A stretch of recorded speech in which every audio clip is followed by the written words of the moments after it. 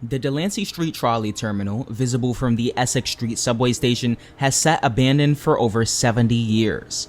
But why is that? Today we're going to be taking a trip through history and explore just how useful it was in its heyday and why it was abandoned. Be sure to like the video and subscribe to the channel for more content like this in the future.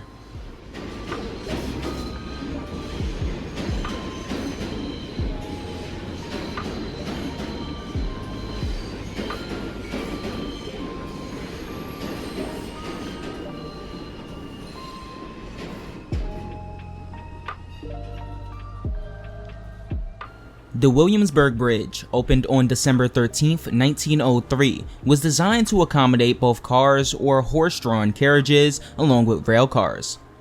It once had a total of 6 railway tracks, 2 on the north side of the bridge used by Manhattan streetcars, 2 on the south side used by Brooklyn streetcars, and 2 in the center, which is still in use by the J, M, and the non-existent Z line of the New York City subway. Close to the opening of the original IRT subway line on October 10, 1904, local streetcars began to operate across the bridge. These services were operated by the Bridge Operating Company under a 3-cent fare. The Brooklyn Rapid Transit Company, or BRT, began operating through service on November 3, 1904.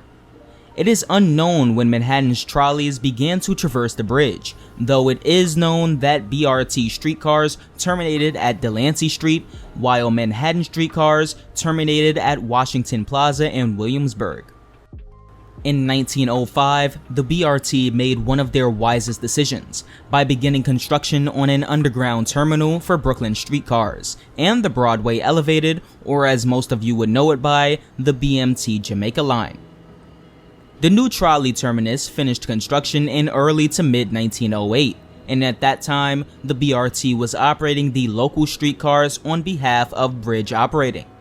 Just a few months later, the underground terminal for the BRT's elevated line opened, and trains were extended across the Williamsburg Bridge into the new Essex Street Terminal. The station had 2 tracks, with both side platforms and an island platform. Basically the Spanish solution. The trolley terminal itself featured 8 balloon loops with different services stopping on each loop. For example, in this photo, you can see passengers waiting at what appears to be loop 1 and, depending on the date, for a Nostrand Avenue car or a bridge local. The station was rebuilt between 1911 and 1913 to allow for a through service with the construction of the Center Street subway, now known as the BMT Nassau Street line. This left the station with a side platform and an island platform with 3 tracks in total. Provisions were left for a 4th track to be added, and with this, another side platform would have been constructed, leaving the station with a similar design to the platforms at stations like Atlantic Avenue on the IRT or 34th Street on the IND's 8th Avenue line. The 4th track would have been incredibly useful, with reports of severe overcrowding on the subway and trolley platforms. In any case, following the BRT's financial collapse in the late 1910s, the new Brooklyn Manhattan Transit Corporation took over the BRT's assets, including its streetcar lines. This didn't last very long though, as in 1923, following the city's acquisition of the Bridge Operating Company, all Brooklyn car lines were withdrawn. From then to February 1931, only bridge locals were operated on the south side tracks. After that date though, service was resumed on some of the lines, albeit the BMT's last for-profit move lasted only 9 years until the entire BMT system was bought by the Board of Transportation in 1940. Trolleys continued to run across the bridge, but that ended in 1948 when service ceased and both the streetcar tracks on the bridge and the underground trolley terminal were abandoned. Given that most of the other trolley lines ceased operations about at the same time, it's not surprising that this one did as well. And given that it ran parallel to the BMT Jamaica line into Brooklyn, it may have been redundant. A transfer corridor opened within fare control at the same time, connecting the relatively new IND platforms, completed in 1936, to the almost 2-decade-old BMT platforms. The former track area on the south side of the bridge was reconstructed into auto lanes when streetcar service ended in 1948, with a new ramp blocking off the ramp to the trolley terminus. The terminal itself was left vacant though, and you can clearly see that with the footage in the background.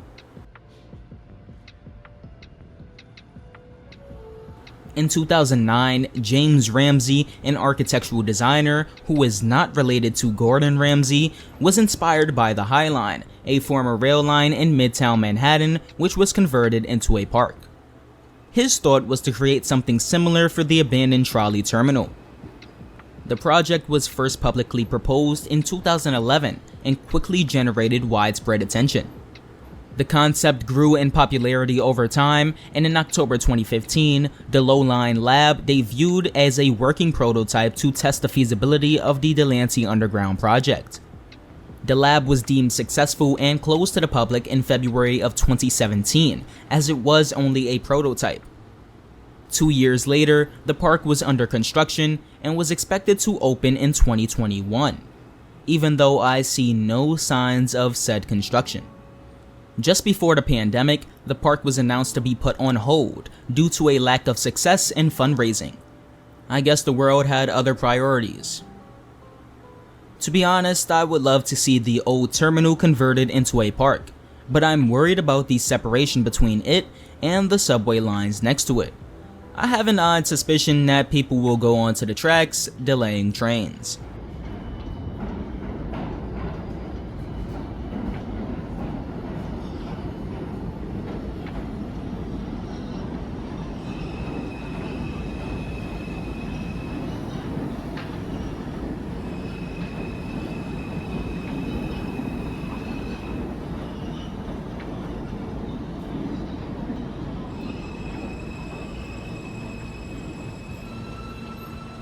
Anyway, I hope you enjoyed this tale from the subway.